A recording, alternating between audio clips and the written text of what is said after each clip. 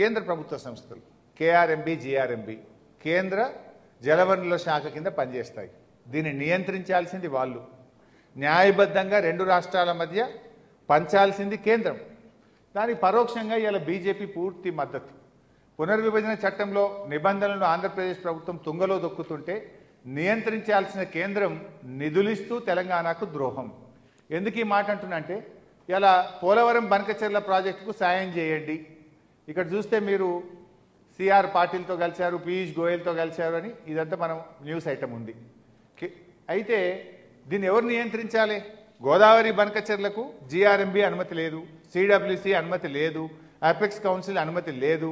నీకు అసలు గోదావరి జలాల్లో ఫ్లడ్ వాటర్ అనే కాన్సెప్టే లేదు. నువ్వు ఎట్లా కడతావు? దీన్ని ఆపమంటావా?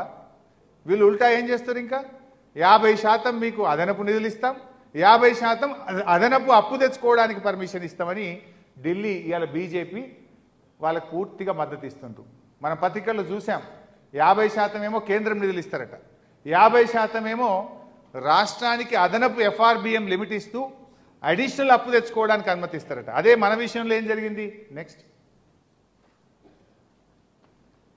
ఇప్పుడు ఇక్కడ కాళేశ్వరం ప్రాజెక్టు కోసం మనము ఆర్ఈసి, పిఎఫ్సి నుంచి అప్పు తెచ్చుకుంటే మీరు ఎఫ్ఆర్బిఎం కంటే అదనపు అప్పు తెచ్చారని చెప్పి మనకేమో రికవరీ పెట్టిండ్రు.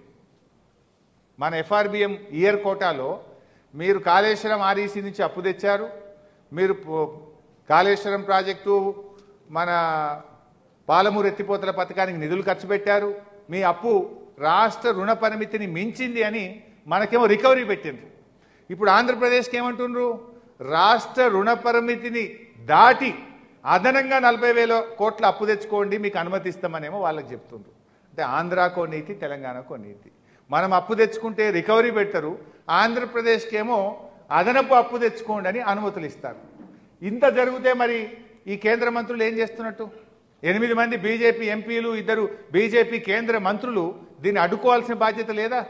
రాష్ట్ర ప్రయోజనాల్ని కాపాడాల్సిన బాధ్యత లేదా? రాష్ట్ర హక్కుల్ని కాపాడాల్సిన బాధ్యత వాళ్ళకి లేదా? ఇవాళ రాష్ట్ర ప్రజలు కూడా ఆలోచిస్తున్నారు. ఇంతమంది 2 కేంద్ర మంత్రులు, 8 మంది ఎంపీలు ఉండి ఏం లాభం అనేటువంటి ఈరోజు చర్చ